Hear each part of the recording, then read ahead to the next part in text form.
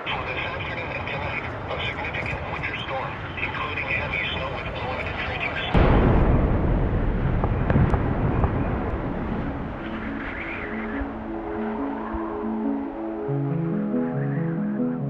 Hello and welcome to the SnowBrains podcast, where it's my job to interview the most intelligent people in the snow sports industry and pass their fascinating knowledge on to you, our listeners.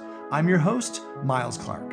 I'm a professional free skier, a professional mountain guide, an Alaska heli ski guide, a UC Berkeley molecular cell biology graduate, the founder and CEO of SnowBrains, and I'm currently in a remote British Columbia hut on a backcountry skiing trip over Christmas week 2022.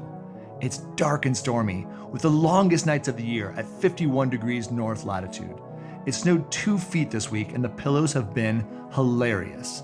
14 friends and I are jammed in this little hut with good food, a warm fire, a scorching sauna, and plenty of good stories. These remote huts are special. They're a different way to view the world and what's important. Maybe even a bit of a throwback to our ancestral clan days. Today's episode of the SnowBrains podcast is brought to you by Carve. Want to know the secret to better skiing this winter? Carve's digital ski coach is a totally new way to improve. It fits in any ski boot and analyzes your technique using 72 pressure and motion sensors. You'll get personalized coaching to help you master your balance, edging, rotation, and pressure. Real-time audio, designed by top instructors, tells you how to improve as you ski. Find out more at getcarve.com. Today's episode of the SnowBrains podcast is brought to you by Gunnison Crested Butte. If you're looking for a heart-pounding Colorado ski trip this winter, check out Gunnison and Crested Butte. Ski Crested Butte's legendary extreme terrain for glades, bowls, chutes, and cliffs that will challenge your abilities and keep you coming back for more. After the lifts close, explore Gunnison Valley's mountain towns for unique restaurants and historical Colorado charm. Visit GunnisonCrestedButte.com to start planning your trip. My guest today is Dr. Robb Gaffney M.D. Robb is one of the best free skiers I've ever witnessed. He's a former professional free skier, a medical doctor of psychiatry, the author of the book Squallywood, a guide to Squaw Valley's most exposed lines, where the legendary game of GNAR was created. He's a ski movie star, a cancer survivor, an environmental activist, a hardcore backcountry skier, and a father of two. Hello, Robb. Welcome to the show. Thank you so much for being here. How are you, man? Great, Miles. I'm really doing great. I'm so glad you look great. I gotta always ask, when did you ski last? Ooh, my last day this year was probably in late May, and I'm trying to remember where it was, but it was probably somewhere up in Desolation Wilderness. Just Nice. So, and that's Tahoe. On the west shore of Lake Tahoe, essentially. Yeah. And how many days did you get last season? I used to count, and I used to have a calendar like everybody, and I hit 100. Maybe I got 150 one year. These days I would have to guess, but I'm guessing about 75 days. Wow, that's a lot. Maybe 100. Nice. I don't know. And how do you count those days, right? Sometimes I just go behind the house and I get a couple hours in, or even half an hour. And is that a day or not? But anyway, I would say about 75 days, most likely. My understanding is there's a spectrum on whether it counts, and it has to do with age. When I was younger, I had a rule: you have to ski at least 5 runs at the resort, and my backcountry had to be X amount of vertical. And now that I'm older, if I put my boots on and slide on snow, it's a day. So, so I'll give you all those backyard days count. Totally. And it's funny how as skiers that's important to us, right? It really days? It's almost like proof that we're a skier. It's identifying in a way, right? Oh yeah. My identity is so tied to skiing. So if I'm not skiing enough, it's a personal question. Like, hey, what's wrong? What's going on here? There's no question. I'm a nerd. I write them all down. Mini journal. Basically. You still do it, huh? Oh yeah, I'm super into it. Yeah. And I look back, and you can look years back. I love all that. Lately, I just use the Google Calendar, which is nice because you kind of always have it. Yeah. And that's the value of it, right? Looking back and kind of remembering. Maybe there are a lot of days you forgot. And you look back maybe even 20 years, 30 years, and it's like, wow, I kind of forgot I was in Colorado and I skied that line over there. It just disappears into the memory bank. Well, what's funny is my fiance is similar to me with dates, and she's not that enthused about them. And we had to use my skiing calendar to figure out when we had our first date, and it worked. So it has deeper value sometimes. Yeah. So Rob, today I really want to dig into your skiing, your medical doctoring, your battle with cancer, your perspective on where our sport is headed, and a lot more. So we're going to start off with these rapid fire questions, and we'll get through those. And I really want to dig into all this deeper stuff that you have going on. Does that sound fun? Let's do it. Right on, man. Well, we kind of did this already, but how many days do you ski per year? I would say I ski about 75. Nice. And how many of those days are backcountry days? Well, in the last several years, it's 100%. Oh, wow. Okay. So not even getting a ski pass. Wow. So what's your biggest accomplishment in skiing? I would say the biggest accomplishment is raising my kids to become backcountry skiers. I think it's been phenomenal watching them get into the backcountry and to do it in a way that they've really begun to appreciate the mountains and to make sound decisions out there, to the point where I can feel comfortable as a parent stepping back and saying, hey, you guys have a great day. I'll see you this evening, and I know they're going to come back. I mean, they have a blast out there with me, with their friends, and also just with the two of them, my daughter, Kate, and my son, Noah. And I think it's worth noting, if I remember right, they started backcountry skiing with you at about the age of 9. So that's right. They actually started a little earlier, but by the time we started doing stuff where I might think it was neat enough to post it, I would say smart. About smart. 9. When you get up Mount Calaca, age 9, you're like, hey, that's worth a post. Or that's huge. So, what's your biggest accomplishment in life? I would say, I really focus on the kids thing. Raising kids is really probably the biggest accomplishment. But I think med school. Med school is a big accomplishment to take off from the skiing world, which I loved, to kind of, commit to 4 years, then another 4 years of heavy duty education. Like that was a challenge. But the rewards it has brought to me in my life. I would go back and do it again in a heartbeat. And I love to hear that. And that's our first round of deeper questioning is on that subject. And I was pre-med in college, and it was so much sitting on the couch with papers splayed all over the coffee table, and caffeine and food, and just hours and days. And I can't imagine what med school and residency was like. So kudos to you, man. Yeah, I can't say it's the healthiest lifestyle. I agree. There's a lot of stress. There's no question. And no matter how bright you are, we had some really brilliant people in our class. They were stressed too. It's a challenging course. But there's something about the sense of reward, and there really is truly a giving back, when you're helping patients, and especially as a patient, kind of looking at the medical world from a different angle. Boy, you really appreciate them when you need them, I'll tell you. Yeah, and your perspective on that is so 360 at this point, and going to get even more so because of what you're saying, being the doctor and the patient. And you've written a book about this that I want to get into more, but we'll just keep with the rapid fire for now. Yes. What's been your biggest challenge in life? I'd have to come back to tolerating being away from the ski world to hop on a path that I knew was going to be important to me throughout the rest of my life, and to kind of get rid of this need for, more immediate gratification. Like, I was tearful when I left Tahoe and had to go to Denver. And I think kind of giving up that path, which I thought was almost like a complete giving up, that was probably the biggest challenge for me. There's no doubt. But I also didn't recognize at the time that I was going to be able to re-enter it fairly quickly. Mm-hmm. And even while I was doing my education. So it didn't really, didn't pan out that it was like the end of my life. It was the end of my ski life. But it might have felt like that. It felt like that. Yeah. Well, and the next day, when I left Tahoe, the next day was one of the best chimney sessions of all time. Oh, of course. I was on Highway 50 going back to Denver and Boulder. and the chimney session was happening. So me at that age, I mean, I was probably, gosh, what was I, 20, 25 or something. So that was a tough one. Brutal, man. And the chimney, Yeah. for our listeners, is a really steep section of Palisades, Tahoe, on a region called the Palisades that it just doesn't open very often. You don't get the chance to, you might not even ski it every year. So, and it's really challenging. It's really exciting. There's a lot of camaraderie.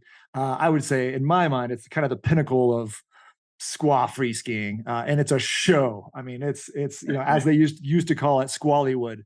I would say it's the most Squallywood piece of the puzzle because it's so visible, and so I don't know, it's so lauded and photographed and all these things. So, but we'll keep going. How do you define yourself? I define myself really by connection with the outdoors. And, I grew up in the outdoors. My parents had us in the outdoors from a very early age. We were always out of the house doing things. And in every way that I look at the world and I look at myself, it's defined by the outdoors, right? Any political stance I take, any cause I stand up for, anything I want to involve my kids in, do with my wife, hang out with friends, it's all in the outdoors. So I think I would say that the outdoors defines me. And this, I have to take one step back to the last question too here, because they wrap together. That you said your biggest challenge was leaving skiing, was in a way leaving the outdoors. That was really significant for you because you are currently battling cancer. So the default answer was, oh, the biggest challenge of my life is cancer. But that's how addicted these outdoor folks are. We outdoor folks are to the outdoors, and our sport that wasn't as much of a challenge in your mind as having to walk away from skiing, even though it was only temporary. So I love that. What's heavy? So let's go with what's your favorite place to ski?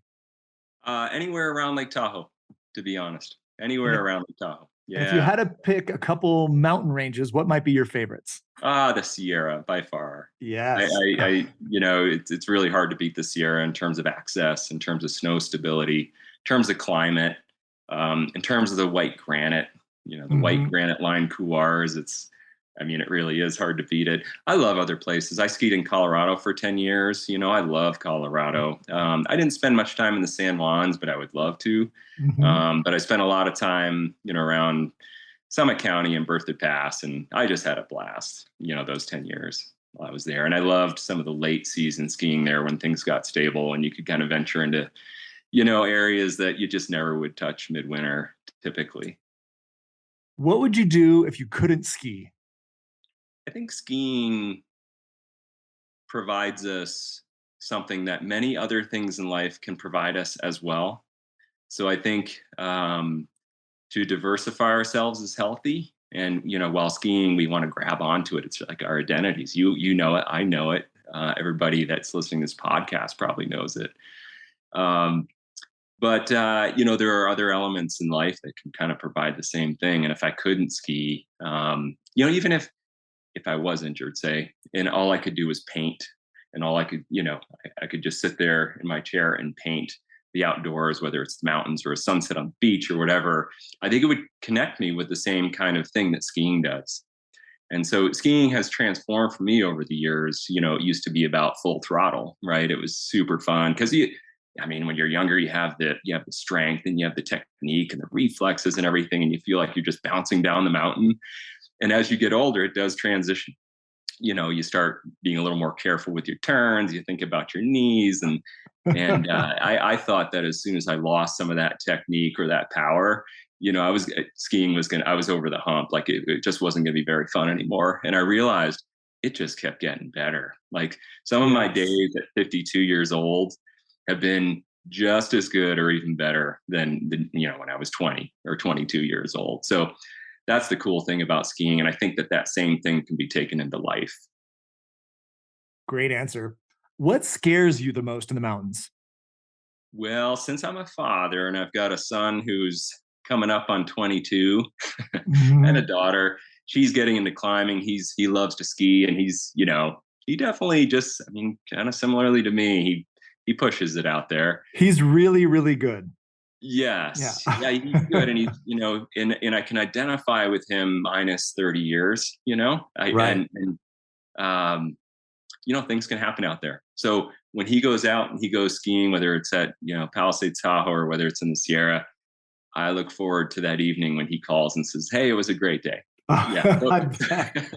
I bet. That's Oh, the man. parent in me. And I think most parents that are listening to this can probably understand. Yeah. Well, I mean, I've been reading some evolutionary psychology recently, and the time, the energy put into offspring raising is enormous, and it especially at this age, when they're young and powerful, it all feels so good. And the last thing you want is to have them hurt or worse. So I can only imagine. I don't have kids, but I read about what it would feel like evolutionarily to have kids and that fear built in, and it's obvious, right? In a lot of ways. Totally. It's probably, there's a lot of instinct there. There's just a lot of attachment there. Mm-hmm. There's a lot of love there. I mean, it's, they're the most important thing to you when you have them. So, you're exactly right. What do you love most in the mountains? I mean, one aspect is, kind of mastering the experience of a day, understanding your fitness, understanding where you can go, getting the snow just right at the right time of day, right when the sun has hit it just perfectly, when it's the right temperature, the skin track, contouring a skin track up a mountainside so that there's no wasted energy, but it's very also aesthetically awesome. Beautiful skin tracks are an amazing thing. And when you're on them. I actually set one last year after a big powder day. It was on Rubicon, so it was really deep, and it was like up to my thighs. And I was alone, and I was just kind of just trying to make a really pretty skin track. And by the time I got my skis on, there was another couple coming up behind, and the guy yelled up and he says, "That was just a beautiful skin track." And I was like, "That's amazing." Those are the kind of things that I love. Yeah, and I think so. In terms of what makes a day out there, I think it's mostly the aesthetics for me at this point. And there's so many things that come into how you define aesthetics out there. And it can be as simple as a skin track. Very unique answer, but I totally can identify that, because I might not always totally appreciate, let's just say like crushing the day or acing the day when you kind of make good decisions and everything flows well. And I think maybe innately I feel that, but I definitely feel it when I mess up. And I'll, I go the wrong way, or I take a wrong route, or I have to go up and down or do an extra transition in the backcountry. And that is super frustrating. And then I really mull and ruminate on, oh, this day could have been so perfect and I messed it up. And usually by the time you get back to the car, you don't even hardly remember that piece, or you do. And you go, God, I really was emotional about that. Just relax, buddy. But I like that. And just for our listeners, the Rubicon is a beautiful mountain on the West Shore, Lake Tahoe. And then, a little bit of humor here. What might be the funniest accident or funniest story you've had in the mountains? Well, there are a couple, but one was kind of funny. I've always laughed at this one. When I was in college, I did a mogul skiing contest. Nice. It was more of an amateur contest, but there were some there were some good skiers in it at the bottom of A Basin. And, they had the full speaker set up and it was just cranking. And I actually got into the finals. Nice. So it was me head to head with this other guy. And I knew he was a far better mogul skier than I was, right? Bump skier. And I was like, he's going to go really fast and I have to go really fast. So I just, and I wasn't a trained bump skier. So, I was kind of like one of those, carver guys that gets in the bumps and tries to make it look good, but you really don't know what you're doing. So anyway, I just started firing down, and in the first bump or first jump, I just went way too big.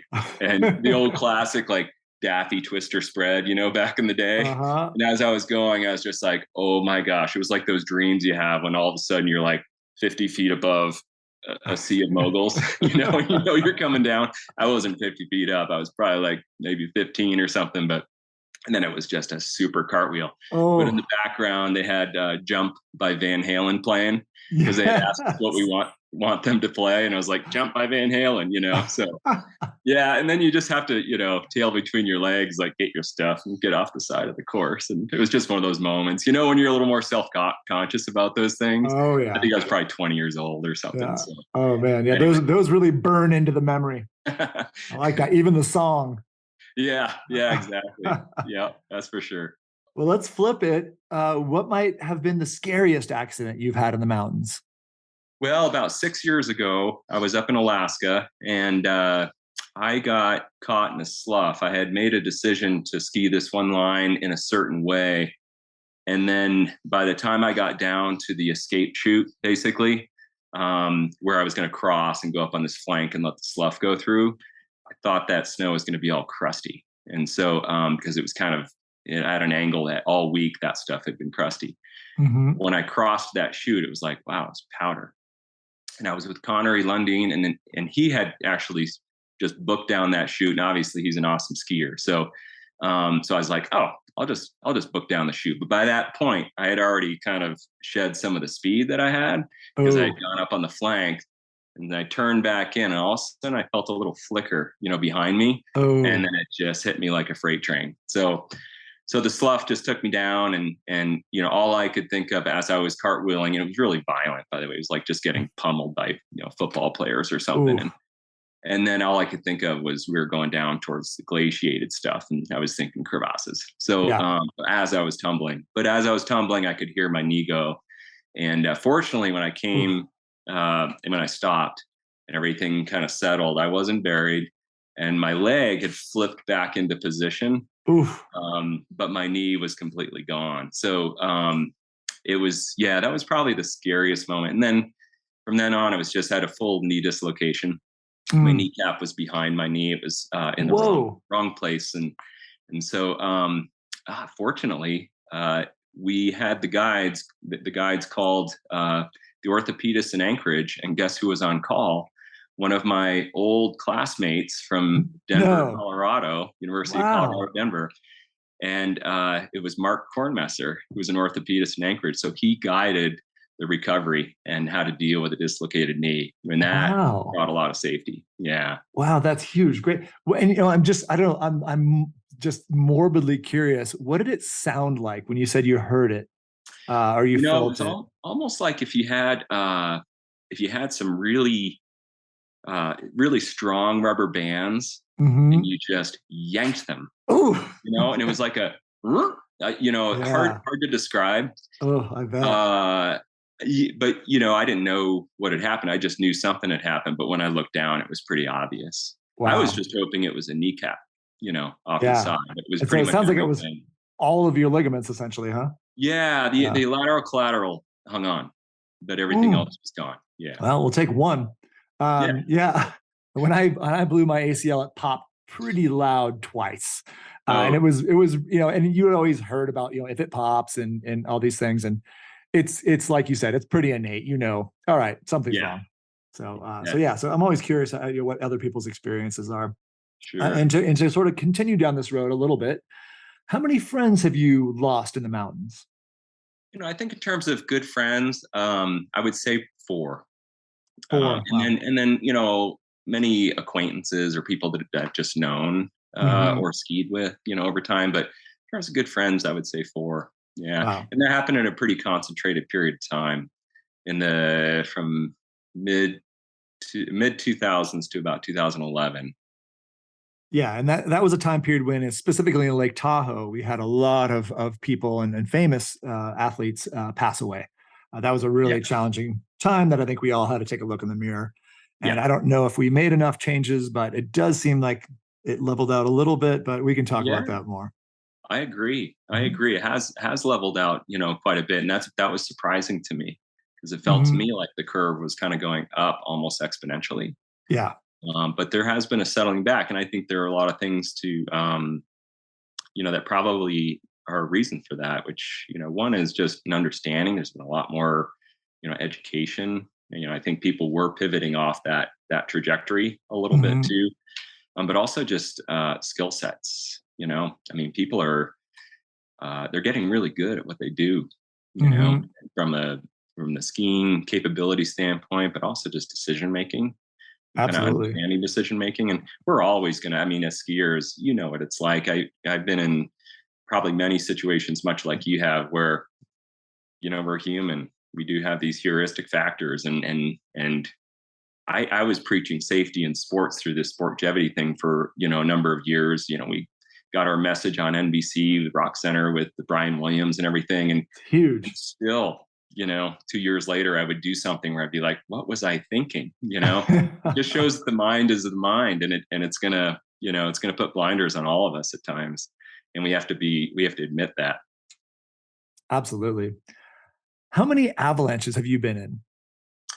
I think I could only say like if that slough in Alaska, depends how you define an avalanche, but I think that would be defined as an avalanche. But it wasn't a classic slab; it was a slough that grew to the size of a powerful slide.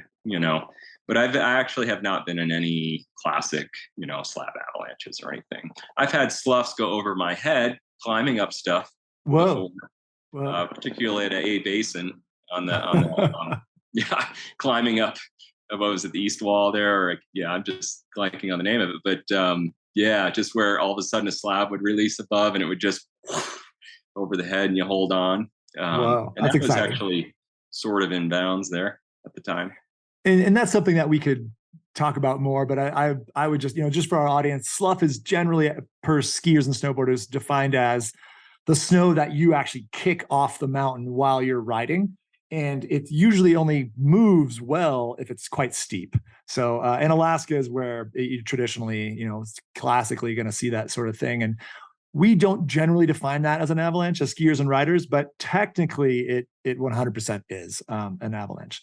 But it is different, and we don't generally think of it as that as skiers and riders. And I guess just to hit one point that you talked about earlier about the skill level getting higher, I've been speaking with some of the folks that lead the avalanche organizations in Utah and Colorado, and it is interesting too. Just an aside that we've had a ton more people in the backcountry, as we all know.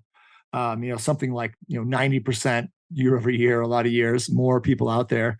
But our avalanche fatalities have stayed relatively flat. So I am hoping that, as you're saying, the skill level, the awareness, the education does seem to be helping. And that's just one aspect of the outdoors, avalanches. But I love to hear that. So, but we'll keep moving here. And so we did talk about you hurting your knee. One of my questions is always, have you ever been hurt while skiing? So you had that knee. Any other injuries? I've had a huck neck, to the point where they were almost going to do surgery on my neck, but Oh, really? but no, Wow. I was able to avoid surgery, and it has actually improved. If you have herniated discs in your neck when you're in your early 30s, there's a chance that they might just desiccate and kind of pull in and come off the nerves that are causing the problem. And that's what happened. So my neck is completely fine now. But that was pretty bad for a number of years. And I can name probably the 3 cliffs that did it. Oh yeah. Okay. Well, and so getting older actually can help us with our health finally. And so, as a medical professional, how would you define huck neck? Well, there's probably a bunch of different ways you can define it, but you can strain the muscles, or you can strain some of the ligamentous or the tendinous tissue, the ligamentous tissue. You can also get disc herniations that then start impinging upon nerves and or you could get osteoarthritis down the line. So, so there's probably acute cases and there's probably chronic cases. And what were the 3 cliffs? Up on Granite, At Palisades, Tahoe. Adrenaline Rock was probably the main one. I did it in conditions that were just not appropriate. Could you really quickly describe adrenaline for us? Yeah, adrenaline's probably depends on the time of year and how much snow there is, but it can be potentially like a 60-foot fat to flat, I would call it. And the landing is definitely not something you stick over your feet unless you can find a little transition tucked over on one side or the other. But it's just a glory rock, right? But it's got this kind of, I don't know, it's got this reputation, and a lot of people go hit it when there's just tons of snow, and they always have someone there to dig them out when they get buried, because inevitably, most people get buried if there's enough snow to jump it in good conditions. And but the conditions I did it in, I was young, I was probably 23 years old. And I was like, yeah, I've seen this. I had a picture of Adrenaline Rock hanging over my bed when I was growing up. And of course, I want to go jump that thing, right? So, and like an idiot, I landed over my feet, wasn't like I was trying to stick it, but yeah. So that did it. That was probably the biggest one. And that's the cover of your original Squallywood book, is Shane McConkey doing a crotch grab spread eagle. And so what was the cliff on Granite? It was the what are the names of the ones that are far left if you traverse way out there? Oh, the VIPs. The VIPs. So Yeah, it kind was of the fat to center. flat again. It was another flat, like Yeah. straight off the main one, the point right in the middle. Same scenario, yeah, landing right over the feet, going a little too far, landing in a flat zone. Oh man. And then you said there might have been a third. Something at Berthoud Pass. Oh, okay. There are some just right on the front side, the west side. And, this cliff in particular is not, it actually has a pretty good transition if you do it correctly. But if you go just, 10 feet too far, it can be a whip snapper. So, yeah. And Berthoud Pass is in Colorado, where Robb skied extensively during medical school. And if you haven't seen the movie 1999, do see that and watch Robb jump around. It's very impressive and a beautiful, beautiful place. Where have you not skied, but you really love to ski there? It's funny. I've been a skier my whole life, and I have not been to Chamonix. So, yeah, you'd like that. And or even skiing in the Alps. I think just the Alps in general. I mean, Chamonix, yes, it'd be great to go do some really fun lines there, or just anywhere in the Alps. And now I would look at the Alps quite differently. Back in my 20s, I'd want to go for every single, like the Gervasuti and like all the good stuff, right? The classics. Yeah. But at this point, I think I would just love to get out there. But I'll be honest, like the reason I haven't been to Chamonix is I get it in the Sierra, right? Yeah. I get the experience, and the Sierra, you could live 100 lifetimes and not experience this entire mountain range and ski. Oh, and there's nobody out there. Yeah, so I still feel like there are so many things in the Sierra I want to do, but at some point I'll get to Chamonix. Yeah. What's your favorite ski movie of all time? I think my favorite ski movie of all time is Daydreams by Craig Beck. Yeah. I mean, tell us a little bit about it, because most don't know. Yes. Craig Beck made Daydreams back in the mid 70s, kind of early to mid 70s. And, he and his crew, his posse, used to just ski around. At that time, it was called Squaw Valley, and which is now Palisades, Tahoe. And they just took that place by storm. They used to sometimes ski together around the mountain, connected by it was almost like a walk band, but it was pre-walk band with multiple different chords coming out. So they'd all ski to the same music all together, skiing down, around Squaw Valley. But they did some amazing stuff. So every generation feels like they are bringing something new to the mountain. Mm-hmm. But when you watch that movie, you realize this stuff's been going on for decades. Yeah. I mean, those guys were doing things that like today's generation skiers would say like, oh man, I don't think I want to try that one, And anyway, that's why at Palisades, Tahoe, Beck's Rock is named Beck's Rock because of Craig Beck and then his whole posse as well. I mean, they were and the organic kind of earthy nature of that movie. I mean, Craig is an amazing artist. He's got he's a hang glider. He's got this amazing hang glider that's like that's actually looks like an eagle. So if he flew over you, you'd wonder, is that a giant eagle above you? This guy has just been an artist from day one. And in that movie, he went on tour, I think, with Pink Floyd in Europe after that movie was made. And so it was kind of a hit, at the time. And my hope is that, people listening to this will search it out and take a look. And just kind of get ready to kind of settle in and watch something that, was pretty groundbreaking. The Beck movies are really cool, especially if you do ski in Tahoe, because it is, they're going as big and doing basically the same stuff people do now, but they were the very first ones. Figuring it out must have been challenging and exciting. So thank you for sharing that. And you yourself have been in about 10 ski movies. Of the movies you've been in, which one's your favorite? I would have to say Immersion was my favorite. Ooh. Scott, it's my brother Scott's film Immersion. I think it just did a really nice job of kind of settling into the aesthetics of skiing. Mm-hmm. Brought in some higher level skiing, higher level at the time anyway. But it was really the aesthetics, which really the tone was set pretty much right at the beginning. With the, with just the dynamic of the lake and the kind of there was an ominous scene where the lake and the waves are, breaking and the wind is blowing. And then it kind of opens up with this beautiful scene of the sunrise coming up on on the rock pile at Squaw Valley there. Mm-hmm. And it's just awesome. And then it just keeps going from there. And it just feels to me like a kind of a beautiful film, and that came out at a time when a lot of films were very hard driving, Yeah. Punk music. Yeah. And just, and so it was almost like a little oasis, I think, inside of a ski movie culture at the time that was just, you almost feel like you're pinned when you walk out after watching one of those films with immersion. You felt like, okay, I can rest and go to sleep now. I agree. It is a very aesthetic, very beautiful film. I had a VHS tape that was Scott's movie 1999, which was a lot of Tahoe, and then with immersion right after it. And we literally watched it so much, right after college and during college, it just broke. The tape just melted through. But we had that on just repeat, because we were studying and learning how to ski Palisades Tahoe and all that. What challenges you the most intellectually on a daily basis? Currently, I would say that when I was practicing regularly, working with patients is intellectually challenging. You're always trying to figure them out, and you're trying to figure out how you're going to provide the best service for them and the best strategy, and creating treatment plans. And humans are very diverse, right, in their presentation. So I would say that currently writing every day. And nice. Writing is very challenging for me. It doesn't come easy. I'm not a natural author, but at the same time, I can put something together over time, and it takes a lot of work.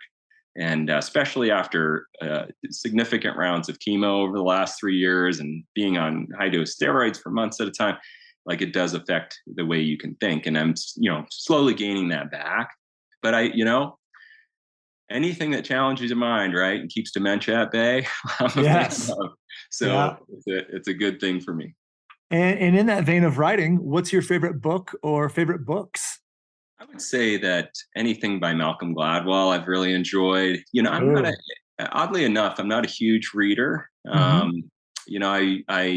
have read a number of books over the years, but I'm not that person that's just going to pull out a list of 10 books and say, hey, these are must reads for you. But I really enjoy the Malcolm Gladwell stuff. I particularly Blink. I'm a big, and particularly because of the content. I'm a big fan of intuition and understanding how our minds work, that, we have intuitive responses, but then we have longer term interpretations about things in our lives. And with intuitive responses, they come up so quickly, but we fail to trust those responses because they come up so fast, and we don't have the data yet to prove what we're feeling is true. The gut reaction, if you will. The gut reaction. And usually if we honor it, or if we're aware of it and we listen to it, we're usually right. Right. And he talks about that in the book. And I think, there's a lot of that comes into to backcountry skiing. You kind of know when something's not right. Right. But there are all these things that drive you to just overriding it. And so awareness is everything. If you're aware and you're like, hey, I think there's something wrong here. And it might be the snow conditions. It might be the people you're with. It might be the communication that's going on between people. It just doesn't feel right. Usually time will tell you, and it does pan out. But the problem is we get confirmation bias, meaning we skirt by a lot of times without having something happen. And that starts to muddy the waters a little bit. And so we might think, oh, our intuitive response wasn't quite on the money. I must have been overthinking something. But that's not the case. It might still be true that what you were thinking or feeling at the time was right on the money, but you just skirted by, right? Absolutely.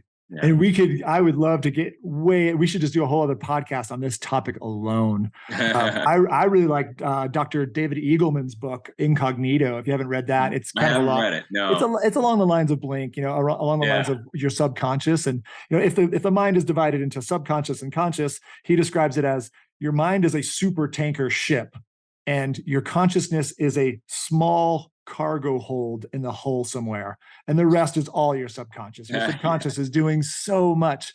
So figuring out how to listen to it and understand it a little better, which isn't super simple, is a huge value. And let's just say in our realm, a huge value as a backcountry skier too, because sometimes when you have that bad feeling in the backcountry, or something doesn't feel right, you're like, hey, maybe we should turn around, and you can't put words to it exactly. It's your subconscious has done the data, has done the math, has seen something, put some kind of equation together that is telling you this, but it's not necessarily in your conscious mind. So again, we could go on for an hour and a half. Totally. Yep. But we'll keep going. But something to look into. Blink, Malcolm Gladwell, and then just if you wanted to keep going, I think Dr. Eagleman's book Incognito was very cool too.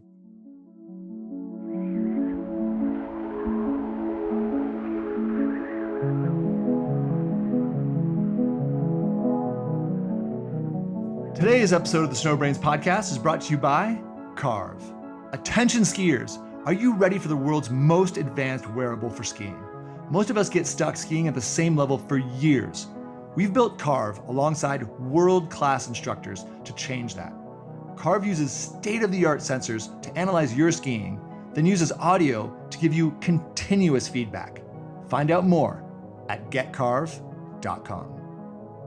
Today's episode of the SnowBrains podcast is brought to you by Gunnison Crested Butte. Searching for a university? Love to ski? Check out the Mountain Sports program at Western Colorado University in Gunnison, Colorado. The Western Colorado University Mountain Sports program allows you to compete in skiing, snowboarding, or other outdoor sports while getting a degree in a tight-knit, hands-on learning environment. Learn more at western.edu.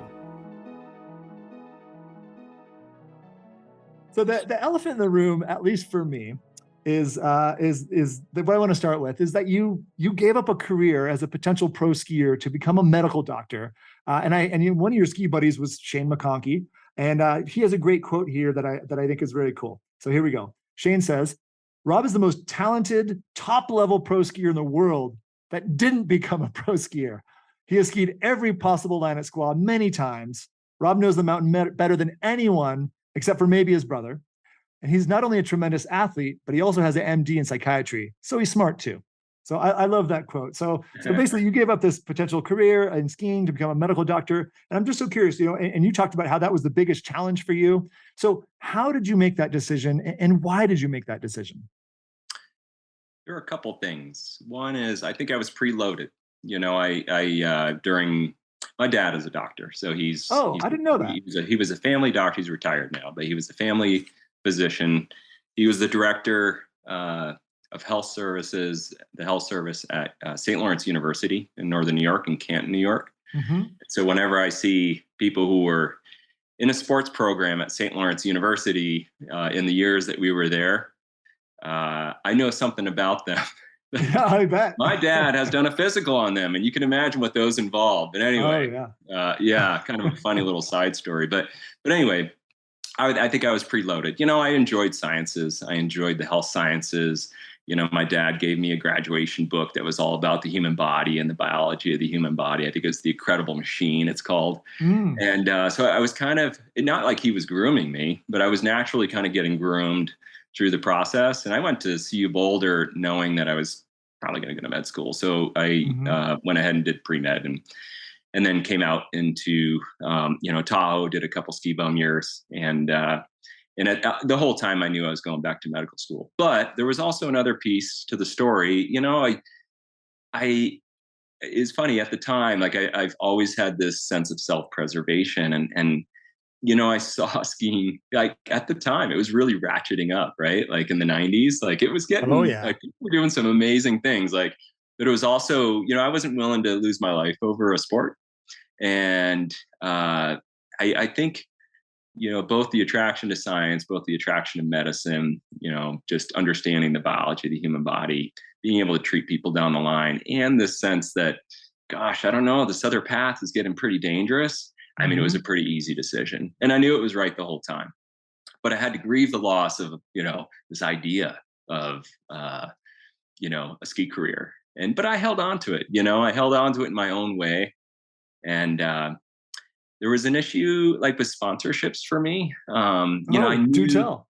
Yeah. In terms of, and the reason I never really pursued, sponsorships is I was very aware of decision-making and how it's impacted by so many different things in life. Right.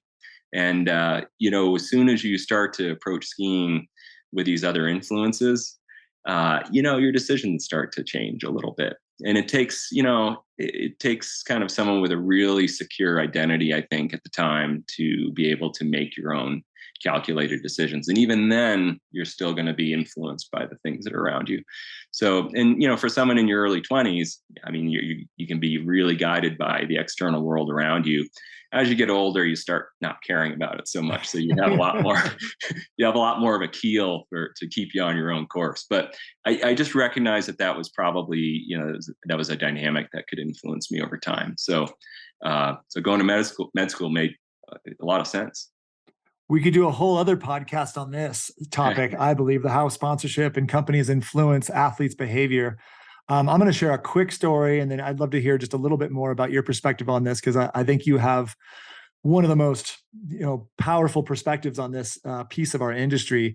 I know a helicopter ski guide in Alaska who was filming with, or was guiding one of the big film crews, and one of the big athletes on that crew had lined up this line that just didn't make any sense. As the guide, and he. They were standing on top, and the athlete was really trying to get ready and get hyped for it. And he just whispered to him, because they were standing next to each other, say, you don't have to do this. Yeah. And the athlete looked back at him and said, you don't understand. I do. Yeah. Wow. And that's, I mean, that gives me, pinpricks. Yeah. And, in a way, I'd like to, take the responsibility off the sponsor's shoulders, because in a way, they're not necessarily driving the train. I think, they're responding, and they're finding things that are marketable. And but where does marketability come from? It comes from inside our own minds, right? And what do the human beings respond to? Like when people do marketing research, it's psychology research, right? It is. Yeah, and they're literally tapping into reward systems into the inside the human brain, and what triggers those reward systems that make people feel good, create brand loyalty, and all the above. I mean, look at Red Bull. I mean, they've gone straight to the reward centers and the hot spots in the brain, and they know how to trigger it, right? They surprise people with things all the time. Surprise creates reward. And that's even what their drink does, right? With the sugar and the perfect concoction. But continue. Yeah, and I'm, more for me, I'm looking at the imagery, like the aesthetics that they create. When you go through life, and something seemed rewarding to you, it was because it surprised you. So like if you go into a situation and you expect something and exactly what you expected happens, it's all right, But if you expect something and then all of a sudden something else happens that way overpowers what you expected, wow, that thing defines life. It's like, oh my gosh, did you see this? You got to see this, sending videos to each other. Sunsets, a conversation with somebody. I didn't expect that from him. Ski days, right? Ski days, yes. Oh, I thought it was going to be crappy, and it was amazing, and that hits you harder. I mean, think about the natural world. I mean, the natural world is full of surprises all over the place. How many times do you get the exact same experience you go out? When you go out, it's always changing. So why do we love the outdoors? Because it's always changing, and it's always surprising us of something. And so back to the main point, though.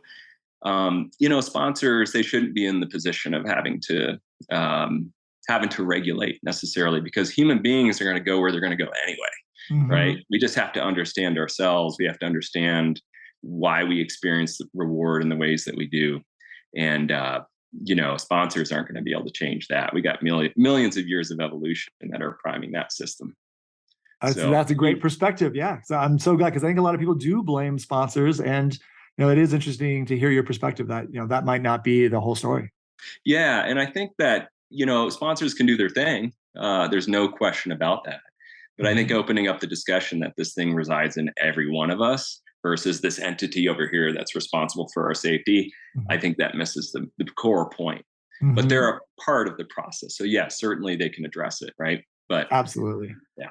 Cool. Well, thank you for that. And yeah, I mean, the end of my little story from Alaska is that the skier got hurt, and I don't know how much they came back from the injury. It was a career altering injury. We'll go to something more lighthearted here. Actually, I wanted to touch on really quick, Evan Rapps, who was one of my favorite skiers and was a Tahoe person. And he became a medical doctor as well. And so you guys have that very much in common. Do you see Evan? Is he nearby, or do you guys interact at all? I haven't seen Evan in decades, Oh, so since but you've I maybe think skied with him. we need to. He's always on my mind. Oh, good. He's a guy that I've always thought about just getting in touch with and talking to. Well, And good. like I even have some friends who are like, you and Evan got to get together, because I mean, Well, we're kind of going down parallel paths in a lot of ways, and he's right down the road, right? So, oh, really? Okay, yeah. I thought he yeah, was in Reno or something. Well, good. Well, yeah, maybe this will help yeah, spur that. yeah. Because and if you do see him, give him my kudos too, because I'm very impressed. So let's jump into Squallywood. And so just to start off with, we'll start from the very beginning. What is Squallywood? Well, Squallywood is a book. It's called Squallywood: A Guide to Squaw's Most Exposed Lines, and it's kind of I would call it a soft guidebook. Uh-huh. It wasn't that standard guidebook that I grew up reading. It's more of a soft, kind of fun, lighthearted guidebook about lines at Squaw Valley, and most of the lines in there, they're going to be hard routes, right? So it's all Right. kind of liken it to like a sport climbing guidebook, but with a little humorous twist. Yeah. And and so where we describe all the lines, and then each one's rated by fun factor and hero factor at Squaw. I mean, you can see most lines at Squaw from a chairlift, or it's wide open. There's not a lot of trees at Squaw Valley, so we're at Palisades Tahoe. So anyway, yeah, the hero factor. If you can do it in front of a whole chairlift, why not, right? Get the cheer or the heckle. I don't know. Yeah. Either one. So where did this idea come from? Scott, my brother, and Shane McConkey and I were at the top of Shirley Lake one day, and we were just kind of throwing out ideas. And we're like, yeah, we should write a guidebook about this place. And so we all high-fived. We're like, yeah, we're going to do it. We were psyched. This is going to be fun. It's going to be a fun experience. We all skied off and never talked about it again. It just disappeared. Uh-huh. And but I was in medical school and residency, and I didn't have a lot of contact with mountains. Sure enough, Scott and Shane are skiing all the time. So why write about it if you're doing it in person? So here I am, sitting there kind of late night after getting off like long rounds in the hospital, and was like, man, I got to start writing about skiing. I needed to maintain some connection with the sport. So, and I had it all in the memory bank, and each and every line I could remember in high resolution. So I just started putting it down, and it just started coming together, and it became a lot of fun, And really, most of the book was written in about 3 months, but it took about a year together. Yeah. Wow, that's so cool. And why do you think people love this book? I don't know. I'll be honest. I put it out there just because it was exciting for me. I just enjoyed it. I didn't know where it was going to go, but yeah, it's become kind of this cult classic. It hasn't been on the shelves in about 3 or 4 years, and now it's people are trying to sell it for like $1,000 on Amazon used. And it's like, wow, I guess scarcity does work, right? Bumping up the value of something. But it was a really fun project, and it kind of grew its own legs. And I think the GNAR chapter helped out a lot. I think this whole idea of just lightening up skiing a little bit. It can get serious as a sport, and but just lightening it up with just kind of joking stuff. I mean, hero factor. It's funny, right? I mean, we all like affirmation, right? We all like to be seen. We all like because it makes us. I don't know. There's a lot of aspects of affirmation, and that book kind of pokes fun at it. It's funny. We've all got it. None of us can deny that we have that piece, right? Especially as ski athletes. I mean, part of the drive comes from, wanting people to appreciate what we're doing, right? It's fun when you get up on Mainline Pocket and there's a ton of people collecting because they see you standing up there, and then you send it off the top with like the Lake Air or something. I mean, you can't ignore the fact that it charges you up, Oh, it's so fun. Yeah. And so in a way, it's, identifies the true element of that. Like we all love that piece, but it pokes fun at it at the same time, right? Yeah. And that's the beauty of it, and just to give our audience a little perspective, I was very young when this book came out, and I was a Palisades Tahoe skier, and I worshiped the book, right? I read every single word, and I had a little system where I'd put a little check mark next to the line when I skied it. And then I have to put a check next to, because there was different point systems, whether it was high, low, or mid-season snowpack. or just snowpack in general. And so it was something that especially locals were really into. We took it very seriously, but it also helped us take it lightly because of the GNAR chapter. And as far as I know, it's the only inbounds guidebook on Earth. So I really don't think there's any other ones. Go ahead.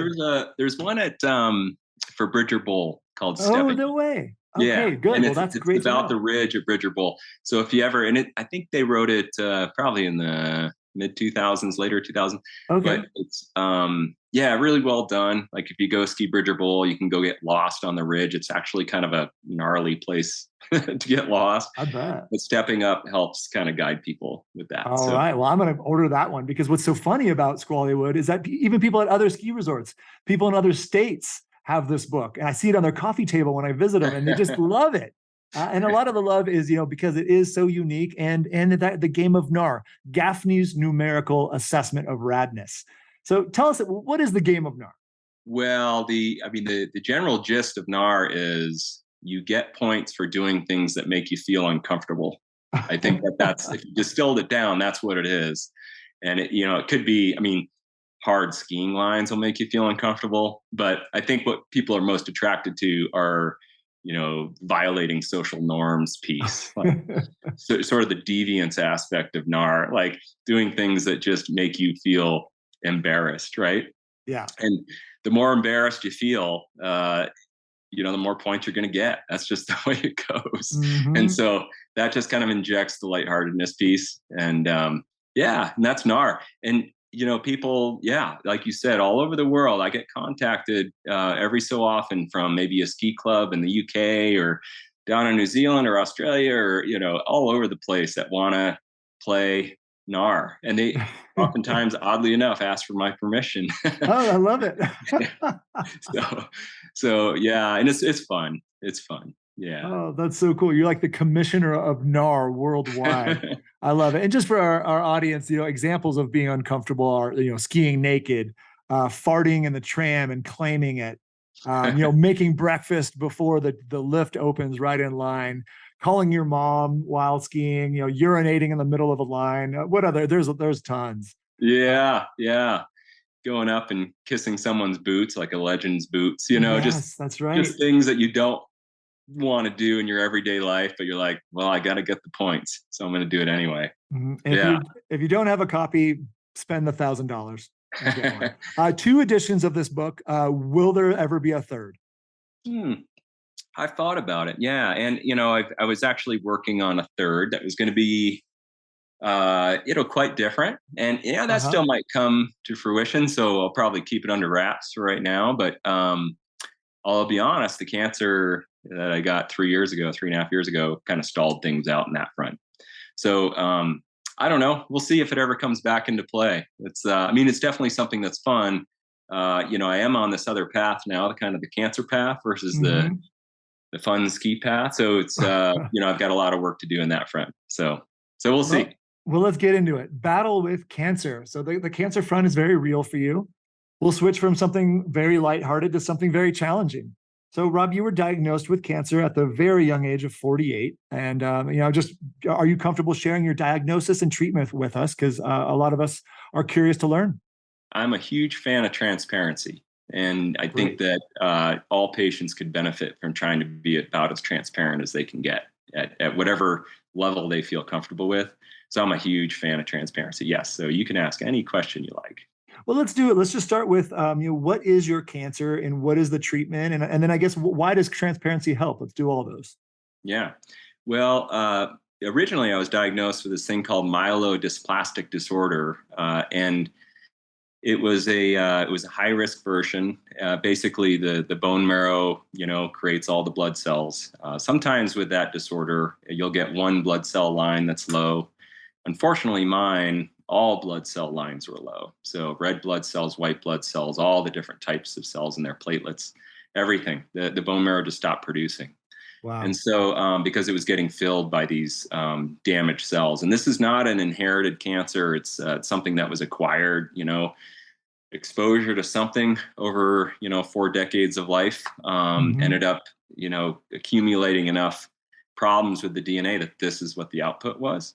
And so, which I'm thankful for. My kids haven't inherited anything like this. But I was exposed to something, and they say you'll never find out what that thing was. So you but don't have even a guess. Not even a guess. I mean, you think about frustrating. You think about the glues. You think, I got my office tested for benzene. Benzene can cause blood cancers. So really no idea. Wow. Anyway, I got a stem cell transplant after my diagnosis down at Houston at MD Anderson, and I spent 5 months down there getting that done. That was quite a ride because, there's a lot of aspects to this story. It's a scary story, right? So, yes. I've done a lot of skiing and, on certain mountains or certain lines or certain couloirs where you're like, gosh, I really just want to make it back to the car tonight. The likelihood of getting back to your car, is 99.999%. Like, you're going to make it back to your car, right? Generally speaking. But with this, the likelihood of survival with this was very low. So, 70 to 75% of people with this condition don't make it. So, wow.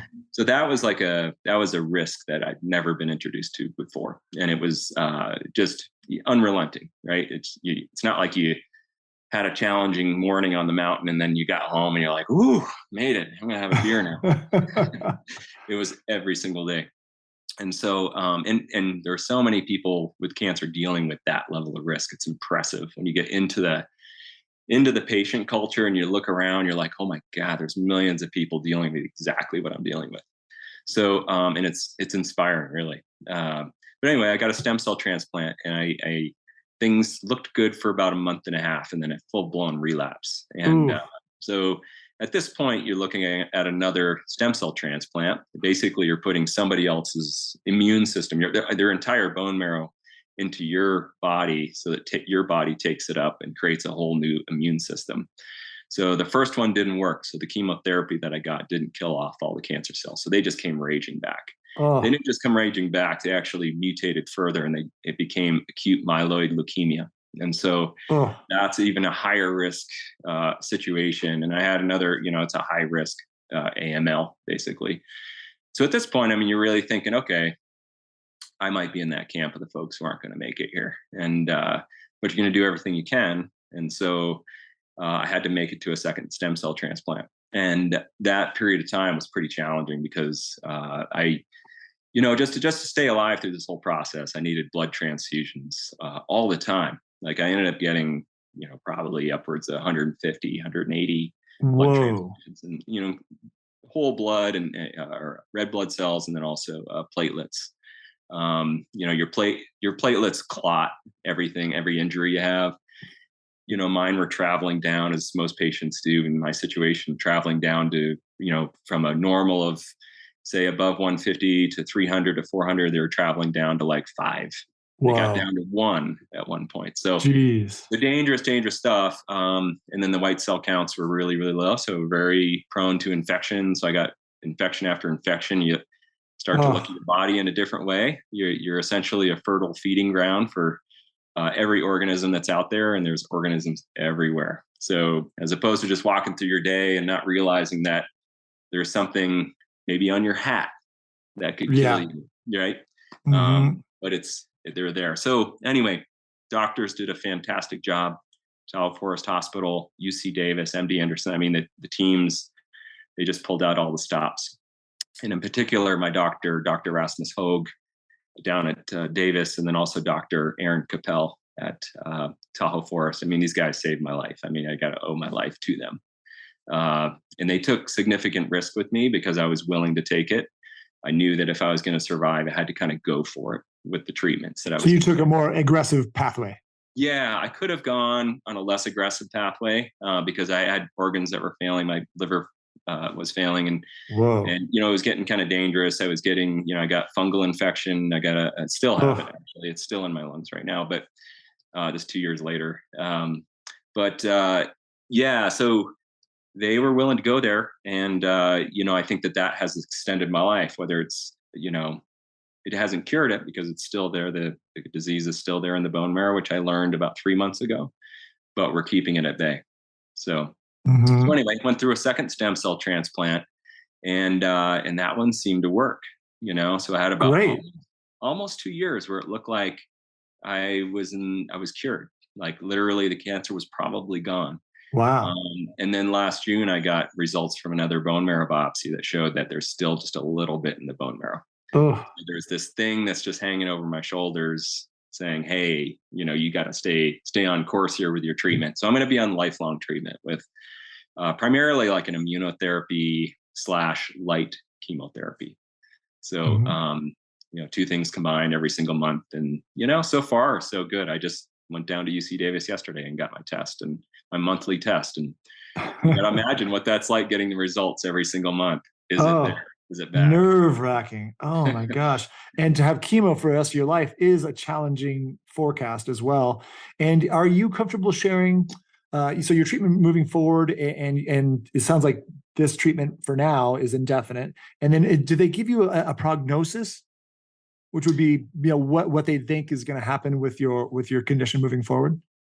At this stage, we haven't talked about prognosis in a long time. I mean, Okay. we kind of talked about prognosis at the beginning, which, for most stem cell transplants with a high risk version of myelodysplastic disorder or AML, usually it's about 30%. So 30% survival rate. Mm-hmm. And you're looking at 5 years there. But at this point, I don't know. I mean, with this sort of thing, with medical system, progressing and all that they're learning through, especially AI as well. Wow. If I can make it another 2 years, then it's much more likely I'm going to find a cure, right? So pretty much this entire time through all of this treatment, the idea has been get out 1 more year, Yes. get out another year, get out another year. So right now I'm 3.5 years into the disease. I'm 2 years post my second transplant. So I'm making those goals, right? So there could be a cure down the line for this thing. And so that's what I'm hanging my hat on.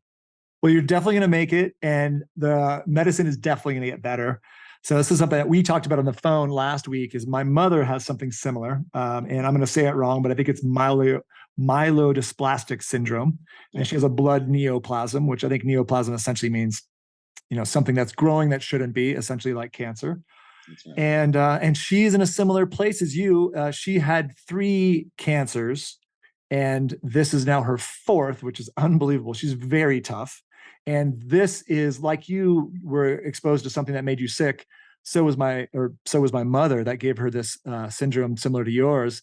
And hers was the chemotherapy from the previous cancers, most likely. Yeah.